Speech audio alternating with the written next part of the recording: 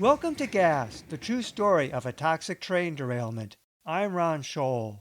Last time on Gas, the EPA and Coast Guard have been denied access to the spill site by Incident Command, allegedly at the behest of the Montana governor and Montana Rail Link's owner, Dennis Washington. We now continue with Part 1, Chapter 15, Discoveries. Epigraph: Death by chlorine is a horror. April 14.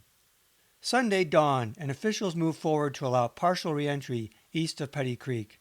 At the morning IC briefing, Bill Silverman, head of Montana Department of Emergency Services, Missoula District, said, "I was not at the meeting concerning reentry." He did not feel comfortable. Waldron explained that the issue was discussed for many hours, he said. The technical specialist recommended the reduction of the exclusion zone. Watts: "If there was any danger, they would not allow the reentry." Despite these hours of discussion, no log documented the decision to reduce the exclusion zone or the specific rationale. There was no apparent public pressure. MRL's techs developed the plan that Unified Command approved. The EPA's Chris Weiss recalled Ellen Leahy wanted to get people back into their houses, he said. Based on air monitoring, we felt that it was safe to do that. Waldron recalled, "We felt that we could re-evacuate if necessary in a timely fashion." Yet, at a special evacuee meeting, MRL's Dan Watts warned residents that each offloading of chlorine will be a critical day, he said. We need to take precautions. Residents had to weigh the opportunity of returning home with the potential threat of another chlorine release. The health department distributed a handout for evacuees returning home for that area considered safe for reentry. They made clear that exposure risks remain, noting, "If you smell chlorine when you enter your home, call Fire Station 5 for a monitor to come and check levels." Chlorine gas is extremely toxic, they said, but most people can smell chlorine at levels far below those that can cause health problems. Be aware of the possibility that residual pockets of chlorine gas may remain in low areas and poorly ventilated areas such as basements. If a chlorine odor is present but not real strong, windows and doors should be opened to provide fresh air. If chlorine odors are strong or irritation of the eyes, nose, and throat occurs, do not enter the area and contact Frenchtown Rural Fire for assistance. These caveats significantly muddied assurances of safety. The handout continued. Avoid touching wet surfaces or items such as damp rags with your bare hands, as the items may now contain hydrochloric acid and may cause burning of your skin. Humans and animals should avoid areas where vegetation appears discolored or burned, as these areas may also be acidic and contact may cause burning of the skin and tissue. Reentry was allowed despite the possibility of residual gas and hydrochloric acid, and that residents could be exposed to new releases of chlorine gas. This made reentry dubious. The handout didn't mention other chemicals, such as the potassium cresylate, even though the text had said April 13, "We may want to notify residents of the odor of the cresylate. It is not harmful, but it does have a sulfur odor," which acknowledged that the odor could travel well beyond the hot zone. Leahy had advised the possibility of residual chlorine. Leahy: "Yeah, we always take pretty big precautions, give precautionary statements. And we didn't know that there couldn't be a pocket in somebody's basement, and we didn't want people to encounter that if there was a pocket of gas. Such encounters would cause another exposure, as some people claimed happened during the first animal rescue." Leahy later acknowledged that early decisions about residents visiting the exclusion zone and the April 14 partial reentry were made without understanding reactions among the spilled chemicals. "Yeah," she said, "that decision was based on chlorine monitoring. The health department didn't think exposures would be significant if they occurred, but the concept seemed questionable. People who had been exposed in a significant chemical release would use their injured bodies to detect any spill chemicals." Concerning residual gas, University of Montana chemist Garen Smith said, "I think within 2 days, most of it should have had a chance to react with something organic." For the partial reentry, Smith recalled, "I viewed the safety constraints mostly from the standpoint of the main tank as not being empty yet, and the possibility of another rapid release and another big cloud." All previous evacuations occurred after residents had been exposed. By April 14, Marine Environmental installed at least 10 fixed sampling stations to monitor chlorine outside of the immediate spill. Marines soon included at some sites capability to measure a time-weighted average, a TWA, and the short-term exposure limit, the STEL, over 15 minutes. Per OSHA, the allowed TWA for an 8-hour day was 0.5 parts per million, and the STEL was 1 part per million. Higher levels were unsafe, but even allowable levels did not mean no symptoms. Sampling sites included the Alberton Fire Hall, a couple sites on I-90 north of the spill, the Natural Pier Bridge at Forward Ops, a couple sites on Plateau Road, 200 yards east of the tanks, 300 yards west of the tanks, and on Reardon Lane, 900 feet to the west. Marine also established routes on Plateau, I-90, and North Frontage Road for direct reading measurements. Routes extended 2.5 to 3 miles east and west. Teams drove every 2 hours to check fixed sites. Driving slowly with windows open, they also checked with a direct monitor.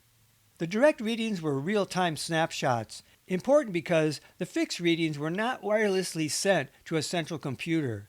Data had to be collected from the fixed stations every 2 hours. Weiss thought given the remote area of the response, we had a fairly extensive network of air monitoring in place. I could go out on I-90 and look and see whether or not the chlorine concentrations had spiked. And that's the information I used to justify the closure of the road. Still, considering the vagaries of chlorine behavior, roving bi-hourly direct readings and collection of fixed readings left many time and space gaps. Workers also carried inexpensive clip-on personal chlorine monitors.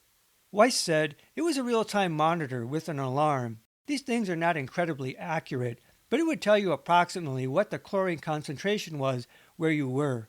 Better mobile monitors still remained in short supply. Sunday was a red-letter day. The exclusion zone would be reduced to Petty Creek, the start of transferring chlorine, and the EPA would be allowed their first site visit. But chlorine still leaked. Everyone was served a reminder early that morning. Marine measured a direct reading of 4 parts per million on I-90 at 7 a.m., just across the river. At 7:10 a.m., Missoula Hazmat noted a light cloud of chlorine observed hanging over the site and river. 3 persons observed with no protective gear at the site. At 7:20 a.m., Hazmat noted light cloud over river appears to move slowly downstream, west, toward the Sear roadblock, which had no monitor. Around 8 a.m., the tech group noted the presence of a plume or cloud hanging from the chlorine cars running down to the river and up the bank on the north side. Concurrent higher readings this morning in and around the cars have created a heightened caution level. Readings were not logged. At 9:22 a.m., Mineral County reported from Sear, resident, reports chemical smell. Recon 1 soon left to check out the chemical odor at Sear. The shortage of monitors had Recon crews again chasing odor reports. By 10:22 a.m., Recon reported no readings near Sear, an hour after the complaint. At 11:07 a.m., Mineral County reported, Mrs. James reports chlorine smell at Sear. She was advised that Hazmat just left after monitoring and found nothing. But 45 minutes had passed. Around 11:30 a.m., Marine Environmental reported that the earlier low-lying plume had dissipated completely. Gas moving downriver was the likely source of the odor complaints. Recon pursued gas that always had a head start. This plume was not well measured. Notably, the plume was not work-related, as no tank or soil disturbance took place at the site. Despite an unpredictable drifting plume, the plan for partial reentry was still on. The tech's work plan for today: begin transfer of chlorine car 1 and the remaining cresylate. They also wanted to stabilize and patch car 3 in the next 2 to 3 days. That was the key challenge. At noon, the techs reported car 3 was gauged this morning by pulling the vapor valve and sliding a rod in. They estimated about 1/3 of the load was left. The car was tilted at an angle, complicating estimates. Only now did the techs confirm that a considerable amount remained, perhaps 60,000 pounds. Car 3 would continue to release gas, a major problem. There was also good news. Cars 1, 2, and 4 do not appear to be leaking, they said. The vaporization of spilled chlorine from various areas within the jumble of tanks, along with icing, had confused the techs into thinking other tanks had leaks. By noon, the techs yet again changed the pecking order of the cars to 1, 2, 4, 3, the third sequence in 3 days. Cars 2 and 4 were reportedly on their sides. A carload of lime was ordered for soil stabilization. Once the lime is distributed, the tech said, we may be able to reduce the level of protection required. Plans have been developed for 24-hour monitoring of the area, they said.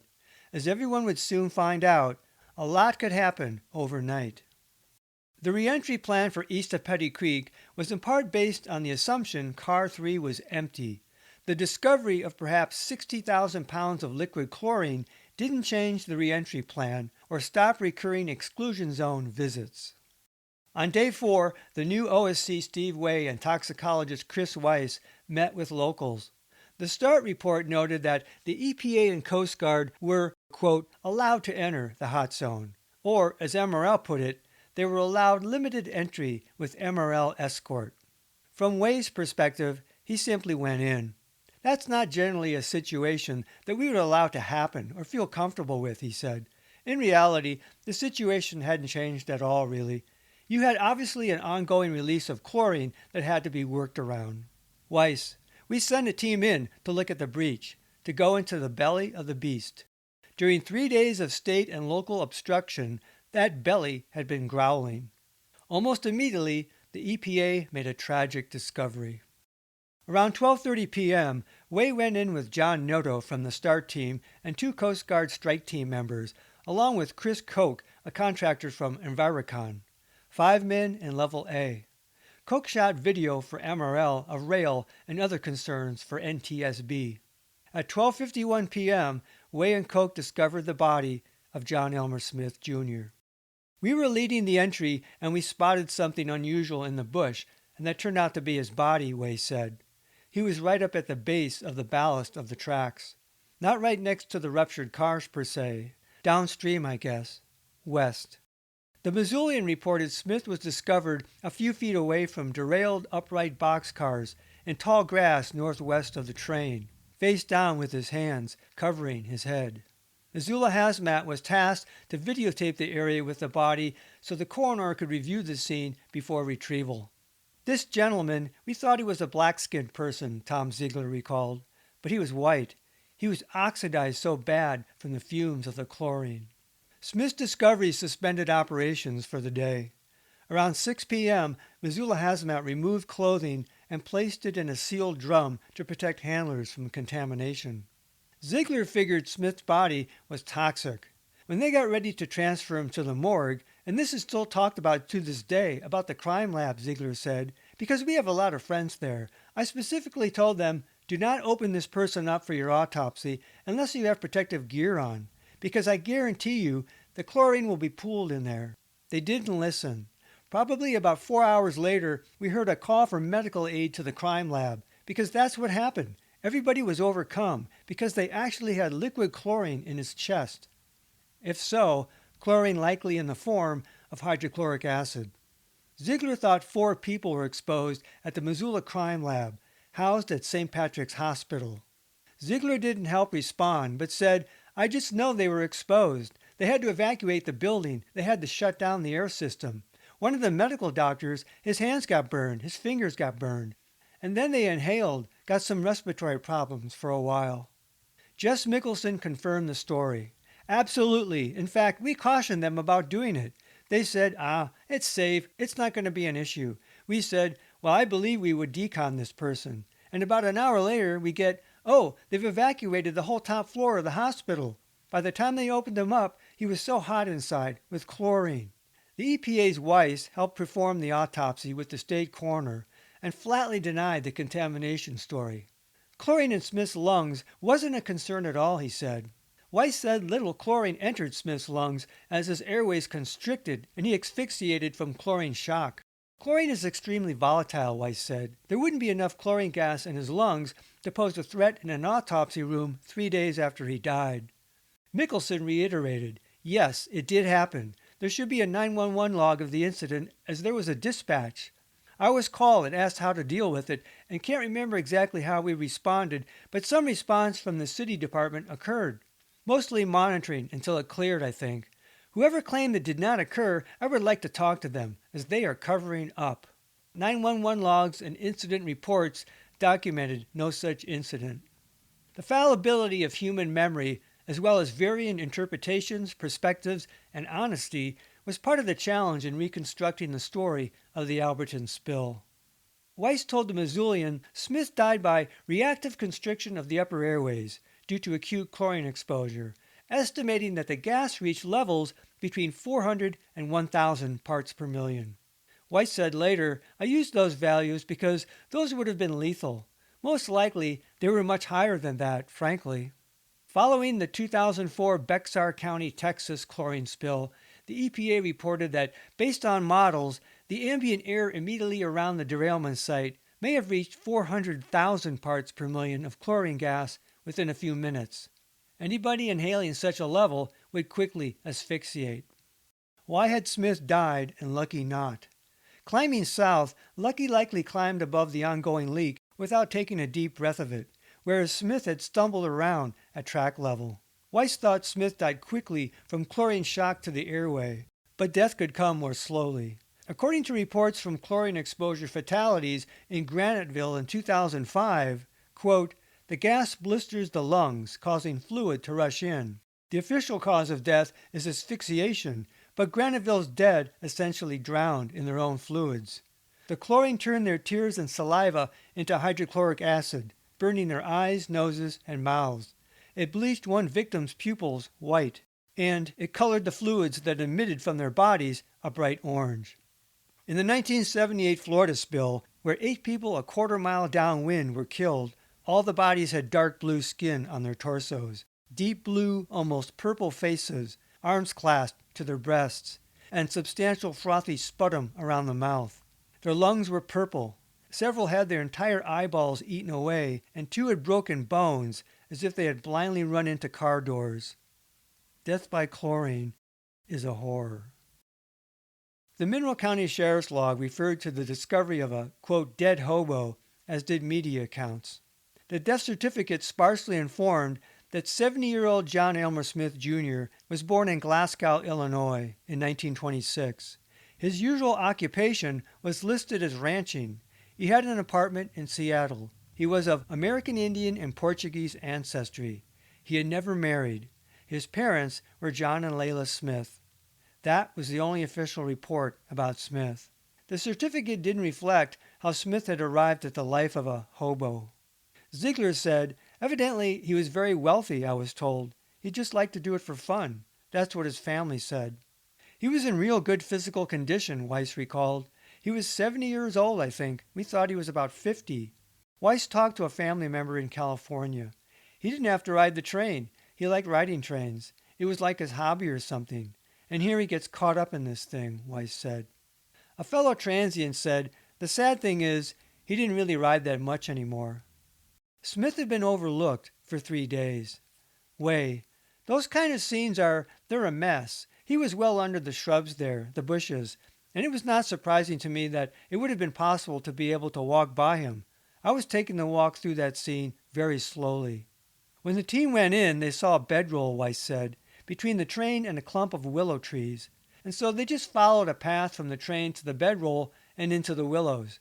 And Mr. Smith had obviously run with his bedroll under his arm and became entangled in the willows and had gone down in the willows. His body wasn't hidden, but it wasn't right on the track. Not to impugn anyone, but to do a thorough assessment of a disaster like that under Level B or Level A protection levels, it's not easy to do, Weiss said. It takes a trained team, and that's one of the reasons for the federal government to come in and do that kind of work. But many of the workers at the site had been unencumbered by such protection levels, and MRL had been informed that a transient might be at the site. Reporting Smith's body, of course, would have invited immediate oversight. Smith's travels and life came to an end where the Alberton spill story began. In 24 hours, the EPA made 3 discoveries. They witnessed workers not properly protected, they found Smith's body, and now the EPA was aware for the first time that 17,000 gallons of potassium cresylate had spilled, right next to the ruptured chlorine tank. Way only became aware of the spillage When we went back in and looked around at the wreckage later that day, he said. Weiss recalled, it was clear that it wasn't just chlorine there. It was this gooey, oily substance that was potassium cresylate. In their next daily report, the EPA mentioned for the first time a tank car containing caustic solution derailed next to the ruptured chlorine cars, spilling about 2/3 of the tank. Wei's EPA team took an independent sample from the stained soil in the south ditch near the derailed potassium cresylate car to determine the contaminants of concern. Weiss didn't go to the site until Monday to get a first-hand look at the cresylate in the ditch. There was unmistakable liquid in the trench, he recalled, the consistency of molasses, syrupy and thick. It had a viscosity to it. It spilled into a ditch and ran down the ditch until it found level. It was a couple 100 feet at least. Olympus Environmental later described the contaminated area as 300 by 30 feet. Weiss said the approach was, let's scoop it up and get it out of there before it soaks in. But 4 days had already passed. Based on the later cleanup, Weiss recalled, it had soaked into the soil probably a couple feet, I think more than that. Given time, Weiss thought, certainly within weeks, the cresylate would have soaked completely into the soil. But for now, the remainder was naturally burned in the ditch as a long gooey pool perhaps 2 feet deep, a little black liquid river, he said. Unlike Weiss, Wei didn't recall if the cresylate had pooled or already completely soaked in. It was clearly a stained area, and there was spillage on the tank itself. It wasn't like there was a puddle of it, Wei said. Paul Manson said that on his April 13 visit, the spilled cresylate had just disappeared. The EPA Start 2 report said the cresylate soaked into the ground. When had I.C. Waldron known that most of the cresylate tank had spilled? I don't know when I knew. I don't think that much of the cresylate came out, but I don't believe that it was a major concern to anybody, any of the technical experts or anybody, that it was a major problem, Waldron said. The lack of media reports about the cresylate spill reflected the general ignorance that Waldron recalled. At the time he directed the sampling, Wei had no immediate concern about any previous reaction between the chlorine and the cresylate. No, he said, that obviously became a follow-on or secondary concern relative to cleanup. But color photos taken of the scene on April 11 revealed that something very interesting had taken place. Something bizarre, Weiss said. Along with their start crew, Wei and Weiss had the help of their private contractor and the Coast Guard. Wei's team helped with oversight in the hot zone. Weiss spent some time at the site, but mainly oversaw an environmental team of around 10 people working outside the hot zone. Weiss also accessed 4 physicians in Denver at the Rocky Mountain Poison Control and Drug Center, and also had a few veterinarians assessing animals. Weiss worked with MRL teams as well. To their credit, Weiss said, MRL essentially turned their contract environmental teams over to us so that we could cover more area. The EPA fundamentally took over the incident with their hands-on effort and oversight. Weiss discovered another safety lapse. One of the things that I was pretty shocked by when I arrived on site was that they were using the wrong airborne concentration as a protective level. The IDLH for chlorine gas was 10 parts per million, but MRL's safety officer, MTEC's Charlie Cook, used an outdated IDLH of 30 parts per million, which is flat out dangerous, Weiss said. So I lowered that to the recommended level for protective gear and extreme caution. With the help of the Coast Guard, he said, our team tightened up the safety throughout the site. Still, Weiss noticed continued bad habits. There's a lot of testosterone around a site like that, he said. Weiss also noted a lack of decon near the site. The text updated, a permanent decontamination station is now on site at the request of the EPA, some 300 feet east of the work site. The safety lapses seem surprising considering MRL had amassed a team of chlorine industry experts. MRL's contractor, Olympus Environmental, joined the tech team April 13. David Torgerson, a civil engineer, was senior project manager for Olympus, which conducted the bulk of environmental sampling. Olympus began soil sampling at the spill site just prior to EPA's visit. On-site sampling is the most critical thing of any response, Weiss said. Olympus should have followed EPA methodology in sampling and testing. The old axiom, garbage in, garbage out, held sway. Now Weiss would write and oversee sampling plans, but the EPA couldn't oversee all activity. To the extent that I needed to be or could be, I was there at the areas where critical sampling took place, he said. Olympus had a skilled crew. At that stage of my career, I could pretty quickly determine who knew what they were doing. But it wasn't just a matter of competency, it was also about honesty. Were samples being collected where they were supposed to be? Weiss assumed yes. It could cause real problems for them if they were to fraudulently collect and fraudulently report samples, he said.